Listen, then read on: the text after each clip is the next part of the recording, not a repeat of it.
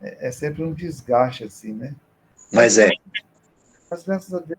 Então, eu vou tentar apressar na mais curtinha, para a gente poder conseguir conversar sobre a mais comprida. É, nós estamos na lição de número 17, a Igreja Ortodoxa Oriental. É sempre bom lembrar que a igreja ela teve uma divisão oficial, né, lá no final, no ano, por volta do ano 1000, mas eles já tinham características diferentes. É importante a gente perceber isso. A igreja era una, mas ela foi ganhando características diferentes, dependendo do lugar que estava, dependendo da característica que estava. Se a gente olhar para o mapa, na nossa cabeça, a gente olhar para o mapa, do lado esquerdo está o oeste, do lado direito, o leste. Então, do lado esquerdo, a gente tem Roma.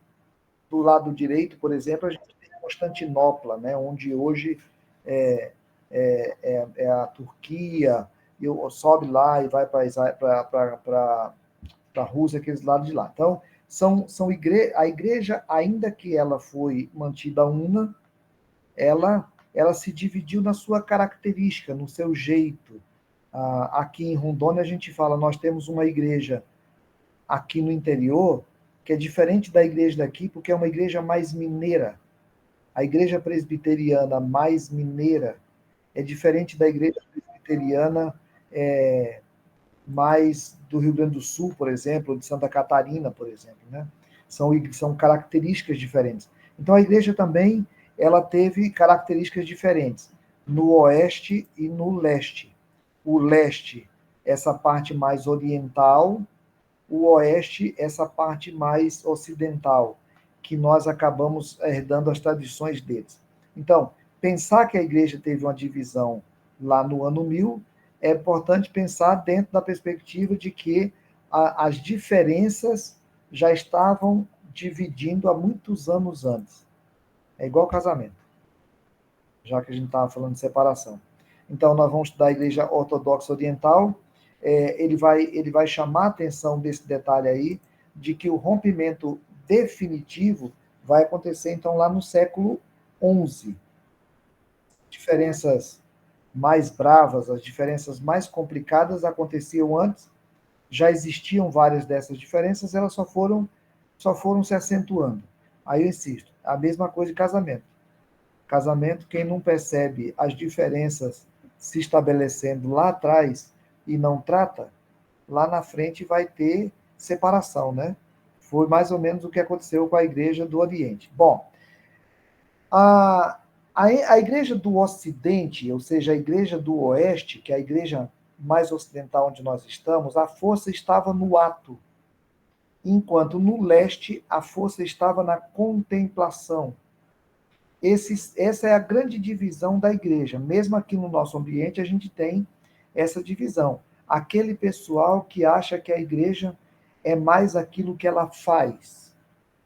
Aquele pessoal que acha que é mais aquilo que ela ora, que ela adora, que ela se dedica a uma vida mais mística, mais contemplativa.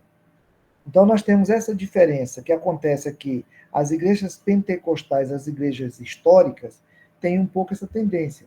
Às vezes, a gente pega uma igreja histórica e fala: essa igreja aqui tem uma tendência mais avivada, mais pentecostal. E às vezes a gente acha que isso é mais espiritual. Não, isso não é mais espiritual, isso é outra espiritualidade. Então, tem aquela igreja que é a igreja que dá uma ênfase maior naquilo que faz e não naquilo que contempla. É só uma questão de ênfase.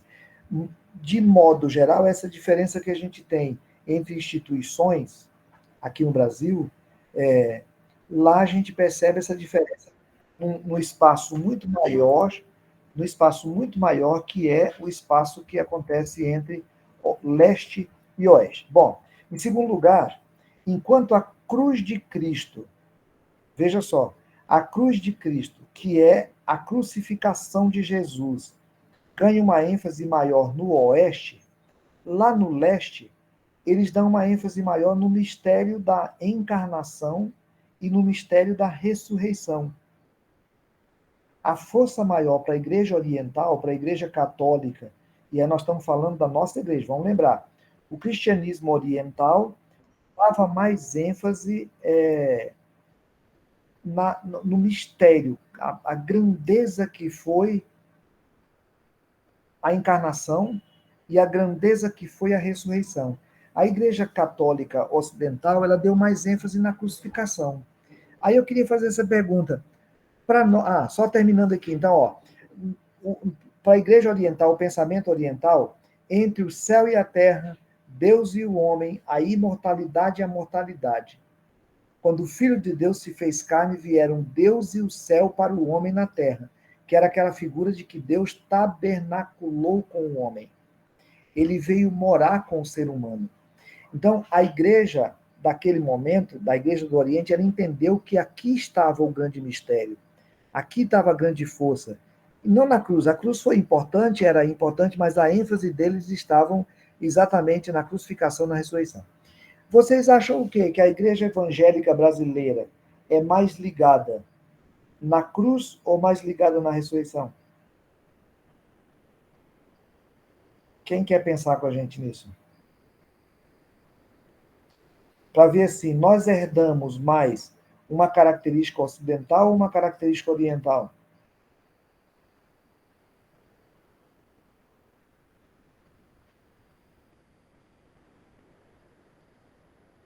Entendi.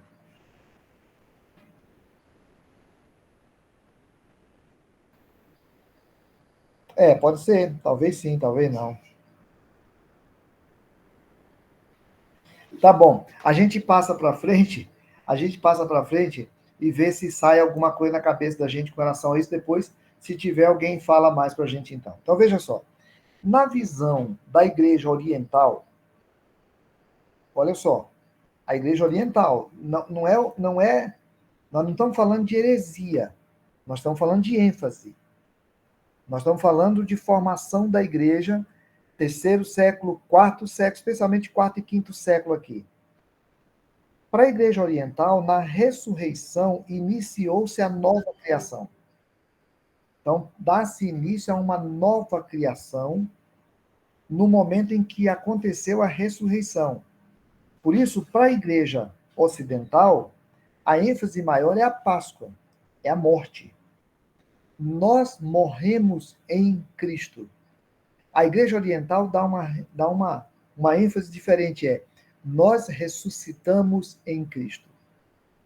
A igreja católica, a igreja ocidental, que é de onde nós viemos, a igreja ocidental, que é de onde nós viemos, vai dizer assim: olha, nós agora temos uma nova vida em Cristo, porque Cristo morreu na cruz por nós e pagou o nosso pecado. A igreja oriental vai falar assim: começou uma nova criação, que vós sois nova criação, né? Começou a nova criação com a ressurreição. Então, são ênfases diferentes que foram dados num lado e no outro. Outra questão importante: para a igreja oriental, era muito importante as imagens de Jesus, as imagens de outras pessoas e as imagens dos mártires. Isso gerou uma briga muito grande, porque ela entendia assim que na imagem a pessoa se encarna. E para quem é contemplativo, ele precisa da imagem. Porque quando ele ora olhando para a imagem, ele sente uma ênfase melhor. Então, falar com o Cristo crucificado, olhando para a imagem do Cristo crucificado, era alguma coisa muito forte para eles. Olhar para a imagem de um profeta, na hora de um apóstolo, na hora de ele orar, ele contemplava de forma melhor. Então, a ênfase grande sobre as imagens, ela vem do Oriente. Só que ela influenciou tremendamente aqui no Ocidente, né? Em 787, veja, nós estamos falando lá do século VIII, o concílio de Nicéia teve que fazer uma reunião, tratar sobre o assunto, porque ficou uma coisa: a gente pode usar a imagem, a gente não pode usar a imagem. O concílio chegou a uma conclusão que era, mais ou menos, era o meio termo aí, né? Diz, as imagens podem ser veneradas. Mas só Deus pode ser adorado. As imagens podem ser veneradas, respeitadas, lembradas. Elas podem ser instrumento de lembrança, mas elas não podem ser adoradas nunca, porque a adoração só em Deus. De novo, uma pergunta. O protestantismo vem e acaba com isso de vez. A gente pode fazer imagens, por exemplo, de Jesus, para ajudar na nossa oração? Algumas pessoas falam assim, eu gosto de orar pensando que Jesus está sentado na cadeira aqui na frente. E eu tenho uma conversa pessoal com ele. Eu posso fazer uma imagem de Jesus e ter em casa para orar, lembrando dele? Nesse sentido, eu não vejo problema, não. A minha mente funciona mais quando eu foco em algo concreto. Então, assim, às vezes isso me ajuda, né? Para não pensar numa coisa completamente abstrata, né? Como é que eu vou pensar na imagem de Deus? Como é que eu vou orar para Deus uma coisa que a gente não faz ideia de que seja? Então, às vezes, assim, formar uma imagem na cabeça e ter um referencial para formar essa imagem, eu não vejo problema, desde que você não esteja adorando a essa imagem, né? Mas é um limite sutil entre uma coisa e outra, né? Se você não cuidar, daqui a pouco você descambou para o outro lado. Perfeito, perfeito. Bem por aí mesmo, bem por aí. Alguém quer dar outra opinião? Fala, Fátima. Interessante essa colocação do irmão, mas assim, você sabe que você estava falando, eu nunca assim, porque essa questão da imagem do Cristo, né? Questão de cor, de onde ele nasceu, etc, etc, etc. Eu nunca me prendi a isso, entendeu? Então, aí eu não tenho essa questão de quando eu oro, eu pensar em algo materializado, eu vendo ali, não tenho. Achei muito interessante o irmão falar dessa forma, entendeu? Porque eu Uhum, oro independente disso, uhum, entendeu? uhum. Beleza. Obrigado, Fátima. Gente boa, então veja só. A Igreja Reformada, ela resolveu não utilizar a imagem. Na verdade, ela chegou lá no começo dos protestantes dos primeiros séculos a proibir a criação de imagem de qualquer uma das pessoas da Trindade, porque isso pode levar a gente a isso que os dados estão falando, assim, que o limite é muito, né, a tendência que a gente tem. Na Bíblia a gente tem uma história interessante, né? Deus fala para o povo construir uma serpente lá no deserto. Eles estavam sendo atacados por serpentes por causa de uma desobediência deles. E aí Deus mandou que eles construíssem uma serpente de bronze que ficasse lá. E todo mundo que olhasse para aquela serpente seria libertado da praga lá das cobras. Isso aconteceu. Eles fizeram a serpente e aconteceu isso. E aí eu fico imaginando assim, o processo de fazer essa serpente enquanto pessoas estavam morrendo aos poucos. Mas eles levantaram aquela serpente no deserto. Depois, lá no Novo Testamento, vai dizer que aquela serpente era um tipo, era uma tipologia do Cristo. Então, quem olhar para a serpente seria livre do peso do pecado. Só que lá em Israel, depois de 100 anos, eles tiveram que mandar destruir a serpente. Porque aquela serpente era para ser usada naquele momento, naquele instante. Depois as pessoas começaram a atribuir à serpente um poder. Então o poder estava agora não no símbolo, não no sinal, né? Estava no símbolo, não no signo, estava não no significado, estava no signo. Então, essa é a tendência que a gente tem de atribuir ao signo o significado. Então, a igreja lá teve esse problema. No século VIII, tiveram que fazer uma discussão sobre isso num concílio e resolveram, então, assim, então tá, então a gente pode ter imagens. A gente pode ter imagens de Jesus, a gente pode ter imagem da pomba, né, que é do Espírito Santo, a gente só não pode adorar as imagens, a gente tem que venerar. E aí, até hoje, a Igreja Católica, ela diz que eles não adoram, eles veneram. Eu fui há um tempo numa cerimônia que foi muito importante dos católicos aqui, e eles me chamaram, então eu estive lá, era uma multidão de gente, e eu achei muito bonito a cerimônia, eles estavam vestidos com aquelas roupas típicas deles lá, achei muito bonita a cerimônia, até me emocionei em alguns instantes assim, mas de repente entrou a imagem da santa. E quando entrou a imagem da santa, o carinho, o amor das pessoas por aquela imagem, e eu, em algum instante, me deu uma tristeza, rapaz. Eu chorei de novo. Eu tinha chorado pela emoção antes, chorei de novo, porque eu fiquei pensando, meu Deus, talvez seja possível, né? Que alguns deles só venham. Mas naquele instante, a sensação que as pessoas estavam era literalmente adorando a imagem. E ainda que nós não tenhamos nenhum tipo de adoração, mesmo que não fosse a imagem, nós não iríamos adorar Nossa Senhora da Conceição, né? Mas assim, é interessante como que eles fazem essa mistura e acham que não adoram a imagem. É só a gente pegar as histórias do Nordeste que a gente fica impressionado como que eles adoram as imagens, né? Fala, Rose. Kézia. É a Kézia que quer fazer uma pergunta, está aqui comigo. Oi, Kézia. Tudo bom, filha? Oi, pastor. Tudo bom? É que eu queria acrescentar o que o senhor falou, desse negócio de... que os católicos falam muito, né? Que eles não adoram, eles veneram e têm muito respeito pelas imagens, né? Esses dias eu estava vendo nas redes sociais uma menina que estava com um lenço, né, em cima da cabeça, e as pessoas estavam mostrando Maria para ela. E ela estava chorando muito diante dessa imagem. Muito mesmo, como se ela tivesse sendo consolada, né? Aí eu fui ver os comentários e muitas pessoas falaram assim, que eu não sou órfã, que eu tenho uma mãe, porque a Maria é como se fosse uma versão humanizada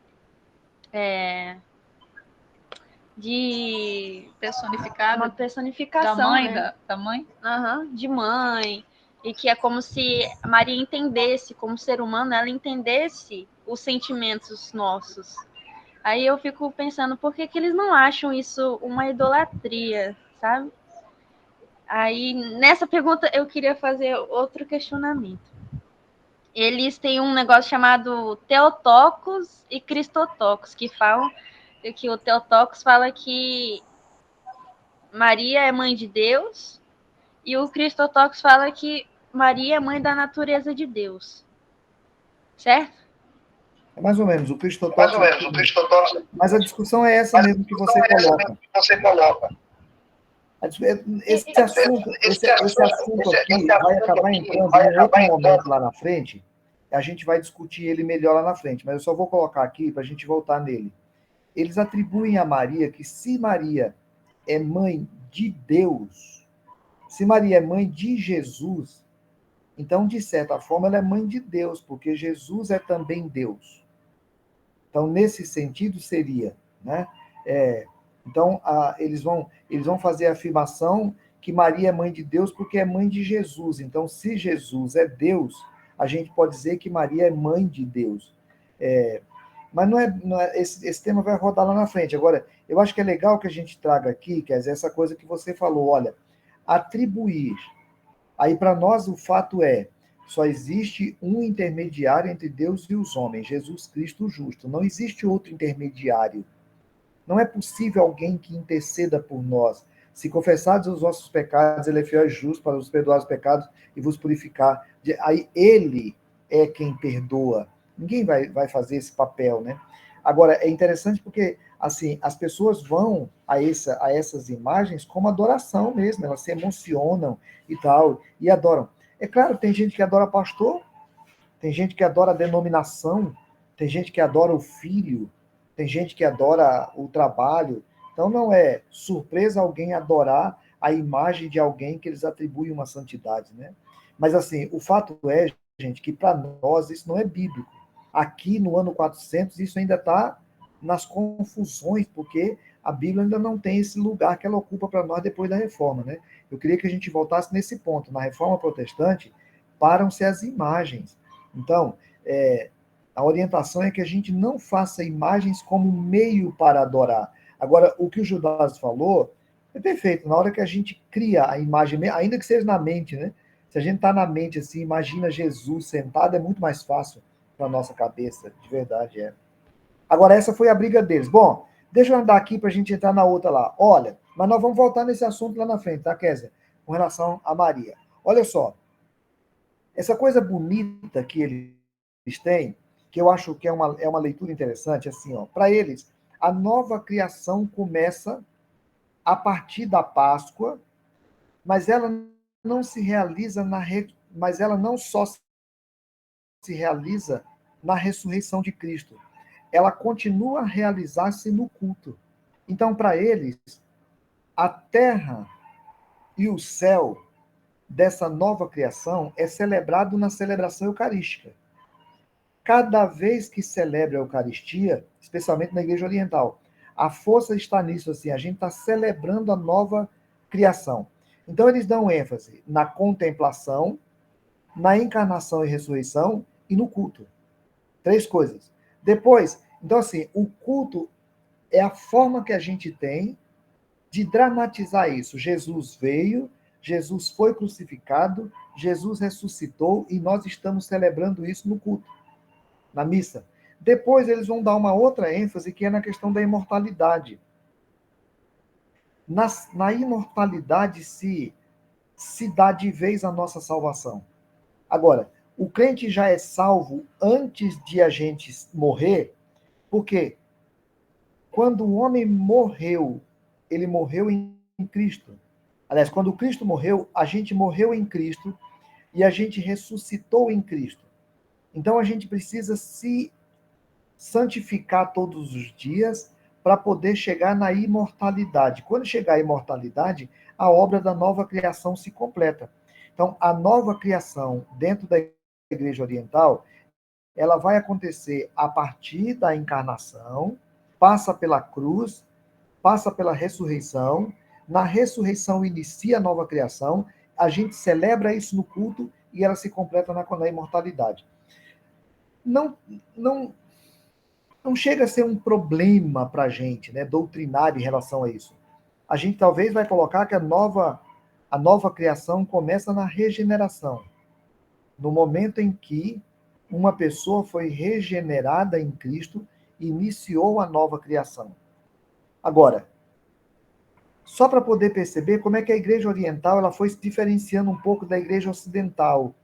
Elas ainda não eram divididas, mas elas tinham caras diferentes e rostos diferentes. Aí, a gente vai estudar agora uma personagem muito importante na história da Igreja, que é o Agostinho de Hipona. Todas as vezes que você pensar em estudar um personagem importante e você falar, cara, eu gostaria de conhecer. Eu, por exemplo, sou apaixonado por olhar esse tempo da história da igreja, até o ano 1000. Tudo que eu encontro sobre a igreja até o ano 1000, eu tento ler. Porque eu gosto de saber como que era a igreja antes da divisão. Eu gosto de saber como que era a igreja nesses primeiros anos. O que é que acontecia? Como as doutrinas foram sendo definidas? Porque hoje está tudo pronto. Mas ela teve briga. Nós falamos a semana passada, a Fátima lembrando, né? Teve briga, teve morte, teve muita coisa. O que é que aconteceu lá? Quem são os personagens importantes aí? Aí ele apresenta um personagem muito importante para a gente, que é o Agostinho. Agostinho de Hipona, um rapazinho que viveu até os 30 anos na Esbórnia, fazendo tudo que a cabeça dele queria, e depois ele vai se converter. E quando se converte, transforma a vida dele e transforma até aspectos do nosso conhecimento hoje, passa por... para nós que somos presbiterianos, tá? Ligados na história presbiteriana. Aliás, hoje eu vou postar lá a indicação da gente ver um site da Igreja Presbiteriana que saiu, que é um site de história da IPB. Acho que vai valer a pena a gente dar uma olhadinha. Mas quem é ligado nessa coisa de denominação e na história da denominação, é legal a gente saber essa sequência. Para nós é assim, ó, Jesus, Paulo, Agostinho, Calvino. Então, os grandes teólogos nossos de trás para frente é Calvino e Agostinho. Muito do que o Agostinho do que o Calvino vai trabalhar depois é porque foi falado pelo Agostinho lá no século IV, século V. Então, é importante a gente saber deles. Ó, a igreja teve influência no Ocidente inteiro. Nós sabemos disso. Influência eclesiástica, influência cultural. Nós tivemos o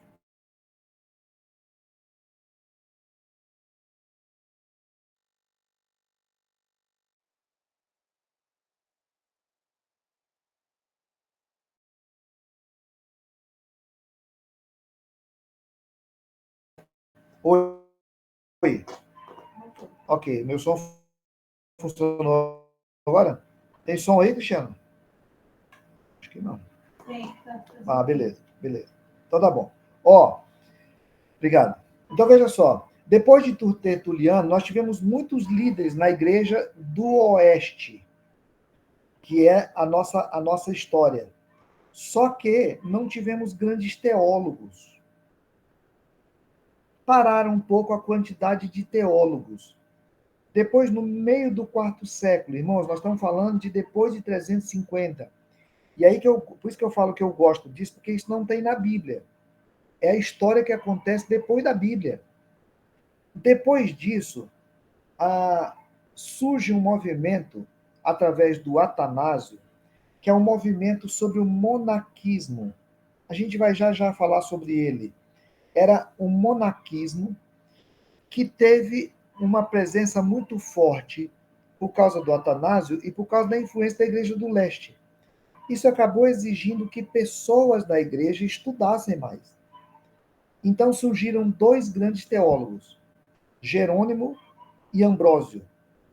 O Jerônimo, que nós conhecemos e já vimos falar do São Jerônimo, né? É engraçado que eu sou todo ligado à Igreja Católica, eu tenho um monte de ligação com o católico, mas eu não gosto de chamar negócio de São. As pessoas têm negócio de São Mateus, vamos abrir a Bíblia em São Mateus, vamos abrir a Bíblia em São. Eu não gosto de negócio de São, não.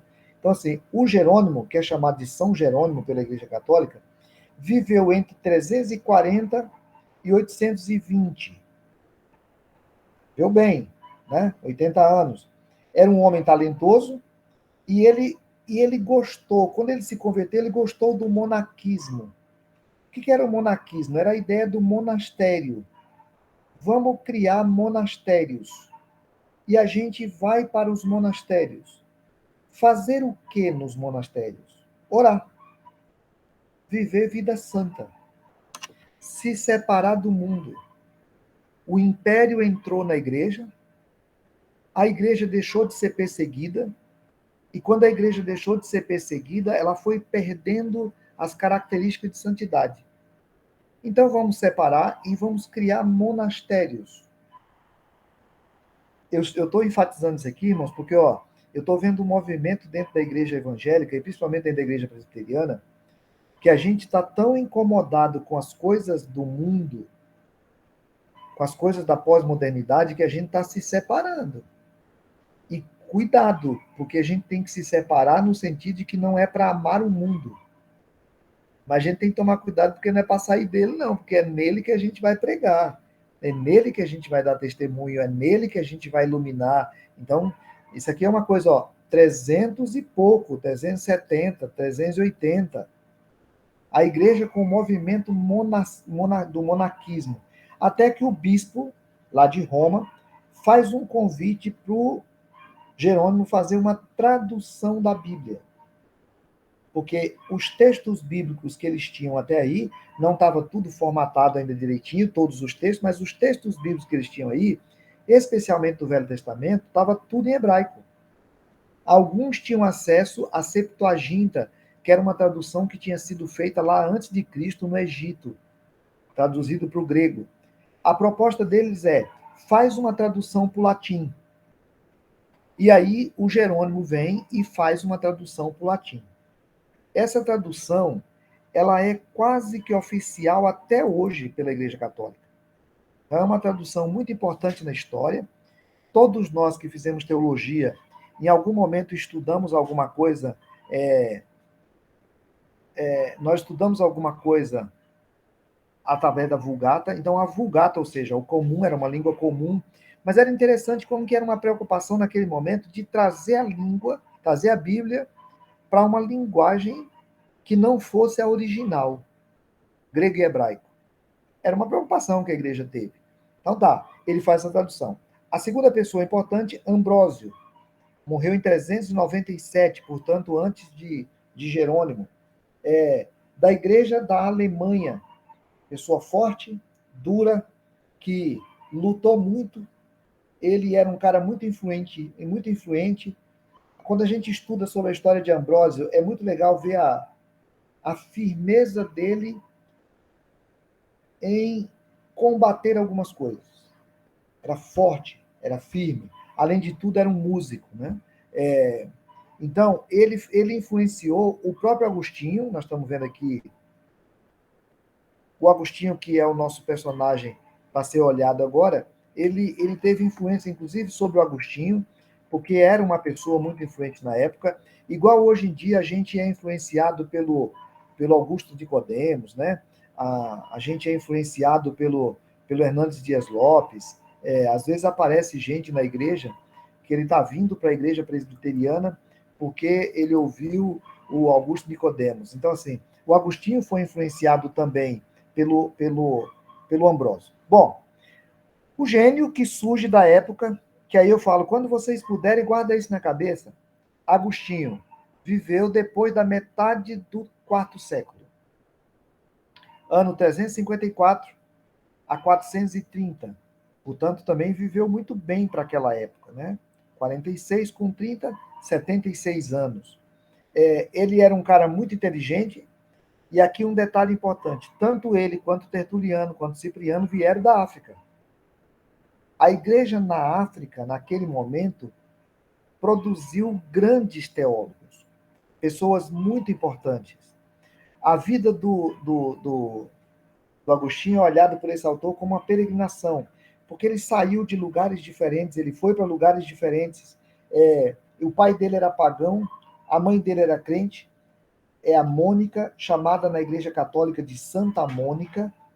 Você vai encontrar alguns lugares, lá em Campinas, por exemplo, tinha o bairro de Santa Mônica, tinha a Igreja de Santa Mônica. Na Europa tem igrejas de Santa Mônica. A Kézia está lembrando aí, né? Lá em Campinas tem um Jardim Santa Mônica. Inclusive, eu morei no Santa Mônica, Kézia, por isso que eu estou falando. Então, assim, Santa Mônica é uma pessoa conhecida por causa da importância de oração que ela teve na vida de um dos maiores teólogos da igreja, que era Agostinho. Então, ele era um cara absolutamente mundano. Se alguém tiver a curiosidade de pegar o livro dele, eu tenho em algum lugar aqui, eu tenho As Confissões de Agostinho. Hoje em dia, esse livro é vendido até baratinho nessas coisas que tem no shopping de vez em quando. Você vai lá e compra até por R$10. As Confissões de Agostinho. Ele conta as podriqueiras que ele fazia. Depois ele virou maniqueísta, que era um movimento filosófico, religioso que teve na época. Depois virou cético, depois virou neoplatonista, até que chegou o momento que ele se converteu. Ele se converteu ao cristianismo, em 387. Portanto, aos 30 anos, aí já tem a influência do monaquismo, ou seja, tem um povo que vive diferente, cara.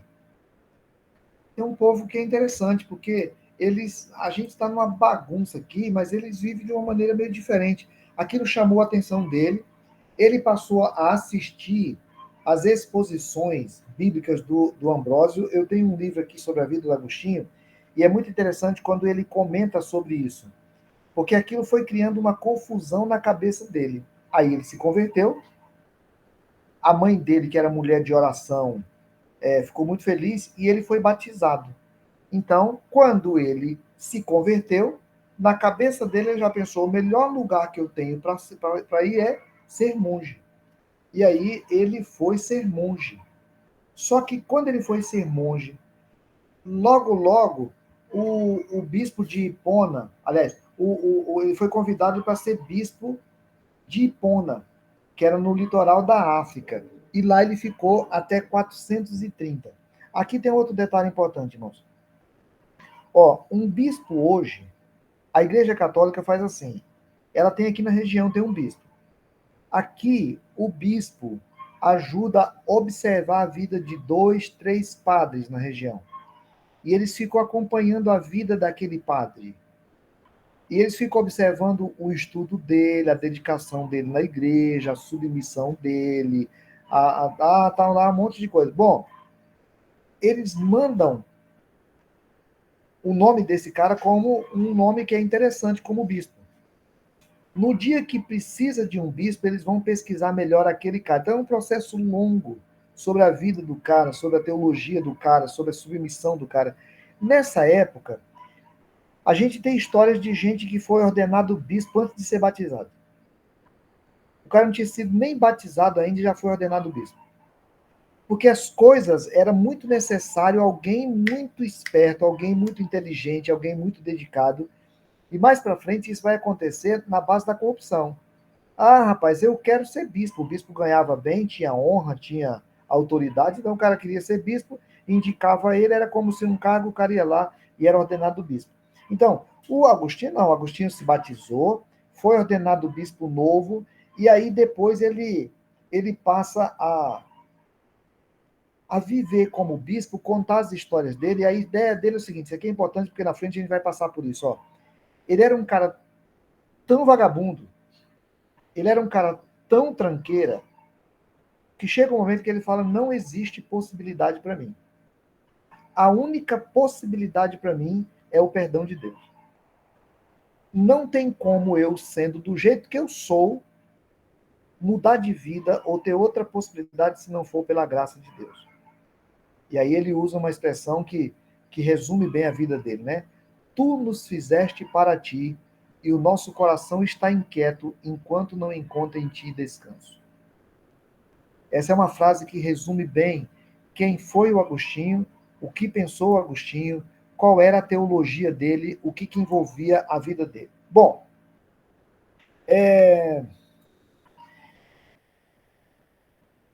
como ele teve muita influência, teve estudo bíblico, teve prática pastoral, teve a influência platônica, muita coisa diminuiu na vida dele, dessas influências. Mas não diminuiu tudo.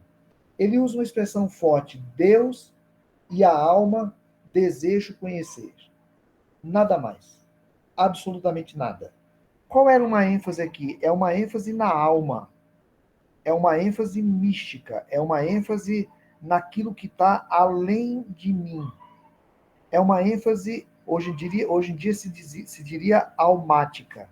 Ele tem interesse em conhecer Deus e nada mais. E foi tomado por um misticismo cada vez mais forte, baseado não só nos Salmos, não só em Paulo, mas baseado também no platonismo. E aí a gente tem um problema, né? Porque o neoplatonismo era uma influência que atrapalhou muito a igreja, inclusive, e vai atrapalhar, inclusive, ele. Vira um problema para a teologia dele e vira um problema para a teologia nossa, porque ele influencia também. O conceito dele, especialmente sobre o mal e o conceito sobre o sexo, criaram muitos problemas para a igreja depois. Muitos problemas. Por exemplo, aqui para nós, nem tanto sobre o mal, mas aqui para nós, sobre o sexo, a Igreja Católica Ocidental, ela trabalhou durante séculos que o sexo é algo feito para reprodução. Só para reprodução. Ele não era feito para prazer. Então, as pessoas não podiam ter sexo que não fosse para reprodução. Também não podia ter, obviamente, já que o sexo era para reprodução, não podia ter qualquer método contraceptivo. Nenhum método. A pessoa nasceu, mulher nasceu para ter filho e o homem nasceu para fazer filho. Pronto. Isso teve muita influência desse misticismo do Agostinho, que é a influência platônica de que não importa o corpo, o que importa é a alma, o que importa é o espiritual. Então, ele não é um cara que hoje nós concordamos 100% com ele. É um cara que influenciou bastante, e principalmente porque ele vai fazer uma luta muito ferrenha. Aí ele sai um pouco dessas coisas e faz uma luta muito ferrenha contra um movimento chamado donatismo e contra um movimento chamado pelagianismo. Nós vamos olhar rapidamente sobre eles. Eu estou com muita vontade que a gente consiga acabar. Os donatistas, discípulos de Donato, preocupavam-se com a santidade da igreja. Para eles, assim, a igreja precisava ser santa. E ela precisava ser os sacramentos, os batismos, só podiam ser administrados por bispos que não tivessem nenhum processo de réu. Então, se tivesse qualquer acusação contra um bispo, o sacramento dele não servia. Ah, foi batizado por quem? Pelo bispo fulano de tal. Ah, o bispo fulano de tal, inclusive, disciplinado por a gente. Então, seu batismo não vale. Vai ter que batizar de novo. Então, essa era a ênfase do chamado donatismo. A igreja passava por isso, tinha alguns discípulos que realmente eram réus, tinham alguns bispos que realmente eram réus. Então, os donatistas eles começaram a negar os sacramentos da Igreja Católica. Porque fala, a Igreja Católica, a igreja virou uma esculhambação. Então, como é que um bispo que batizou o cara, hoje em dia ele está disciplinado, está afastado, foi punido, renunciou à fé, e esse cara é cristão? Não, ele não é cristão, porque se ele foi batizado por aquele bispo, então eles começam a fazer um movimento separado dali. O Agostinho começa a bater doído nisso, na disputa em Cartago, em 411, e ele vai demonstrar toda uma força argumentativa. Isso meio que salvou a igreja dessa ideia. Ele vai falar assim, primeiro que a igreja tem uma autoridade. Não teria eu de acreditar no evangelho, se esse uso aqui está errado, né? Não teria eu de acreditar no evangelho se a autoridade da igreja católica não tivesse me convencido dele. Então ele fala, cara, quem me ensinou foi a igreja católica. Então a igreja católica tem autoridade sobre mim. Os donatistas ficaram durante muito tempo, tiveram uma força muito grande na África, mas eles não conseguiram influenciar, não conseguiram manter uma unidade, viraram lá uma seitazinha separada e com o tempo ela passou. O Agostinho vai falar um outro conceito de santidade da igreja que é muito importante. Então veja, um primeiro que a gente trabalha aqui, ele vai trazer a ideia de que o sacramento não pode estar preso ao oficiante. O valor do sacramento não pode estar preso ao valor do oficiante. Se o oficiante era sacerdote da igreja e ele batizou em nome do Pai, do Filho e do Espírito Santo, a autoridade não é dele. A autoridade é da igreja. A igreja protestante segue isso até hoje. A igreja católica também. Nós fomos lá em Agostinho para poder pegar esse argumento para a gente. O segundo conceito de santidade da igreja também é do Agostinho e nós seguimos dele até hoje. Ele vai trabalhar a ideia de que a santidade da igreja não consiste na moralidade perfeita das pessoas, inclusive os bispos, mas nos dons de Deus. É aquilo que Deus deu à igreja que diz que a igreja é santa. Não são as pessoas. Portanto, a santidade de Deus não está dependendo, a santidade da igreja não está dependendo da minha fidelidade. Ela é santa porque ela já é separada por Deus e ela é consagrada por Deus. Então diz assim, a igreja vai ter que disciplinar pessoas a vida inteira. É parte do processo. Mas sempre vai ter hipócritas e ímpios no meio dela. Joio e trigo. Então, para o Agostinho, não dava para dizer que a igreja não era santa porque pessoas não eram santas. A igreja é santa, a igreja é separada por Deus, a igreja pertence a Deus. Aí, Deixa eu passar aqui aqui. Aí ele vai fazer a outra discussão brava dele, que é contra o pelagianismo. No pelagianismo, vai fazer uma outra discussão mais complicada, porque para o pelagianismo... ele fala aqui, o Agostinho dá uma ratada. O Agostinho vai fazer uma defesa muito ruim. Ele vai dizer que o Estado ele é submisso ao bispo. Então, se ele é submisso ao bispo, o bispo pode mandar o Estado obrigar as pessoas a serem cristãs.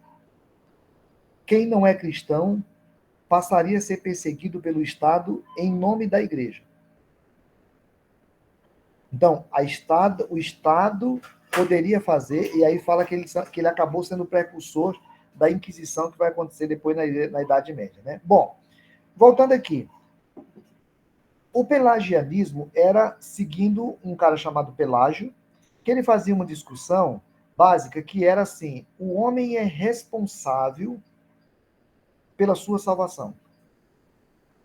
O homem não pode ficar ao acaso. O homem não pode ficar dependendo do que vai acontecer na natureza.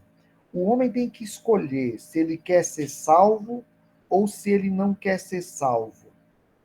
Ele não vai ficar esperando se a natureza vai determinar sobre ele ou se não vai determinar sobre ele. Agostinho achava o contrário. Agostinho dizia que a fé não é uma realização humana, mas ela é um dom de Deus. E aí começou o problema dos arminianos. Porque, para o Agostinho, lá no século IV, ele dizia que Deus dá a fé. Então, se Deus dá a fé, ele dá a fé para quem ele quer. Porque senão ele daria fé para todo mundo.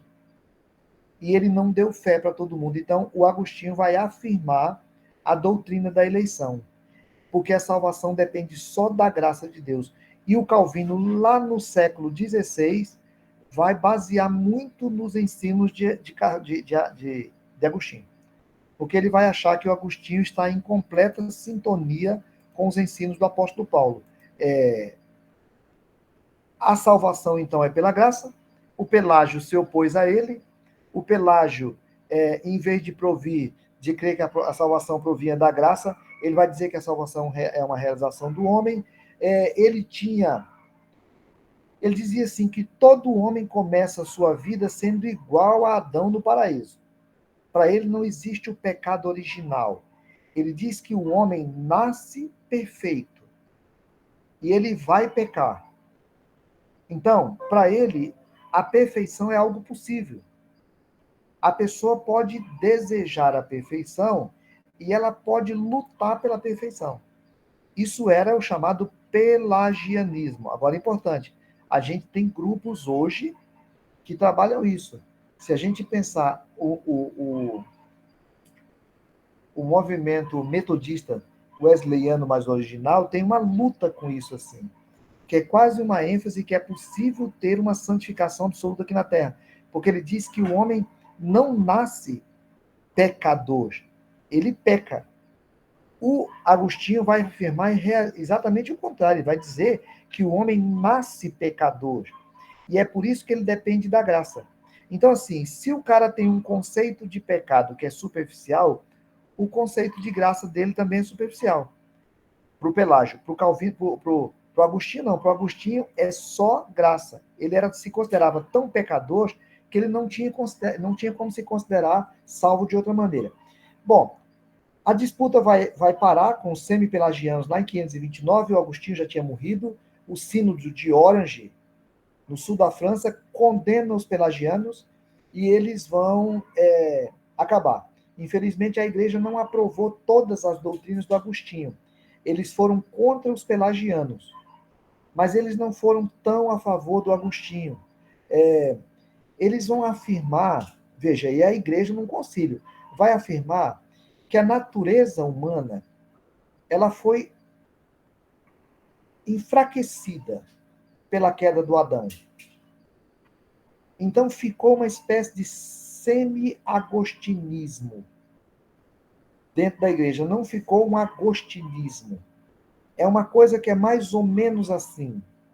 E aí, o Lutero e o Calvino vão voltar lá no Agostinho, vão reafirmar aquilo e vão dizer que a doutrina da igreja quanto à graça seria uma espécie de semi-agostinismo. Então, aí o protestantismo retoma a doutrina da graça no século, nós estamos falando de novo, século XVI, algo que tinha sido trabalhado lá no século IV e século V. E aí o Agostinho escreve 2 livros muito importantes, As Confissões e A Cidade de Deus. Nas Confissões, ele fala muito sobre essa situação dele, que foi salvo pela graça. Na Cidade de Deus, ele vai explicar um pouco sobre essa situação da igreja na história, que é muito importante, inclusive, para nós hoje. Ele trabalha um pouco esse princípio da igreja que está dentro de um reino caído. Então, ele vai mostrar mais ou menos como é que acontece o conflito entre esses 2 reinos, o reino de Deus e o reino do diabo, que a essência da história se dá exatamente nesse conflito entre esses 2 reinos. E aí é interessante, irmãos, porque é o primeiro que vai trabalhar isso mais amplamente. Nós estamos estudando isso hoje. Aliás, aqui na igreja nós estamos aí, eu estava com os jovens e algumas lições aqui com os adultos, estudando exatamente isso que o Agostinho vai definir lá no 4º século. Para ele, o conflito está hoje entre a igreja e o império. E na cabeça dele, o império tem que servir a igreja, porque a igreja é superior ao império. Obviamente, isso vai dar toda a briga e vai dar aquilo que a gente vai ver depois, já no ano 1000, no ano 1300, com a igreja sendo muito forte com o Papa, né? Ele traz um outro conceito, que é a questão do milênio. Ele vai dizer sobre o reino de 1000 anos, que para ele vai começar com a vinda de Cristo e o nascimento da igreja. Então, na cabeça dele, é um reino de 1000 anos. Literal, eu não sei se pode dizer que ele dizia ser literal, mas ele acredita nesse reino de 1000 anos a partir da vinda de Jesus. Bom, resumindo, o fato é que o Agostinho teve uma influência muito forte sobre o mundo inteiro ocidental até hoje. A gente usa hoje a expressão personalidade. Em psicologia é muito comum. Quem criou essa palavra e usou esse termo foi o Agostinho. Não foi um cara que influenciou muito. Ele, assim como o Atanásio salvou a Igreja Oriental da secularização, o Agostinho fez no Oeste a mesma coisa. Ele vai ter um entendimento novo do Evangelho. A Igreja passa a ter uma visão mais espiritual do Evangelho. A Igreja não conseguiu manter essa influência dele na Idade Média, não conseguiu manter a interpretação que ele tinha do apóstolo Paulo, mas acabou fazendo um tipo de moralismo a partir de Agostinho, e aí no século XVI, então, a igreja vai retomar. Bom, então, eu consegui ir passando com pressa aqui, para a gente chegar no final dessa lição, desse material, com 2 coisas assim, de hoje, né, dos assuntos de hoje. O primeiro, nós entendemos que a igreja do Oriente, ela se separou lá no século XI, porque lá atrás, uma virou mais contemplativa, outra virou mais atuante. Uma virou mais fé, outra virou mais obras. Então, se a gente já tinha essa briga lá atrás entre o Pedro e o Tiago, aqui no ano 300, no ano 400, começa a surgir a igreja do Oriente mais contemplativa, a igreja do Ocidente mais atuante. E vimos esses personagens muito importantes, especialmente o Agostinho. Tanto o Jerônimo quanto o Ambrósio foram muito importantes. O Jerônimo, porque traduziu a Bíblia, o Ambrósio, porque pôde ensinar muito bem e ensinou bastante, inclusive, ao Agostinho. E Agostinho faz essa briga contra o donatismo. A força da igreja não é a santidade das pessoas, é o dom de Deus. Na igreja sempre vai estar misturado joio e trigo, mas ainda assim ela é santa. Segundo, ele vai trabalhar muito o princípio contos pelagianismo para dizer que a nossa salvação é da graça e não da obra. Veja que a igreja mantém o papel da graça, mas mantém o papel da obra até hoje. Né? A igreja católica continua com essa ênfase. A igreja reformada vai voltar na tese do Agostinho e dizer que não existe salvação por obra. A gente não ajuda. E ele acredita no dom da eleição. Ele acredita que se a fé é dom de Deus, é presente de Deus, e ele não deu para todo mundo, é porque ele escolheu alguns antes. E essa briga é muito legal. Eu tenho um amigo aqui que é intelectual da universidade, já foi estudante de teologia agostiniana, e ele desce a peia no Calvino, mas fica com medo de reclamar do Agostinho, mas ele nem sabe, às vezes, que foi do Agostinho que o Calvino copiou. Então, assim, essa é a nossa caminhada aí. Feito, então, gente? Alguém quer falar? Se quiser falar, manda alguma coisa. Depois da semana que vem não vai ter aula, né? Não vai ter aula porque a gente vai voltar do retiro, mas daí 15 dias. Se vocês quiserem anotar alguma coisa sobre o que foi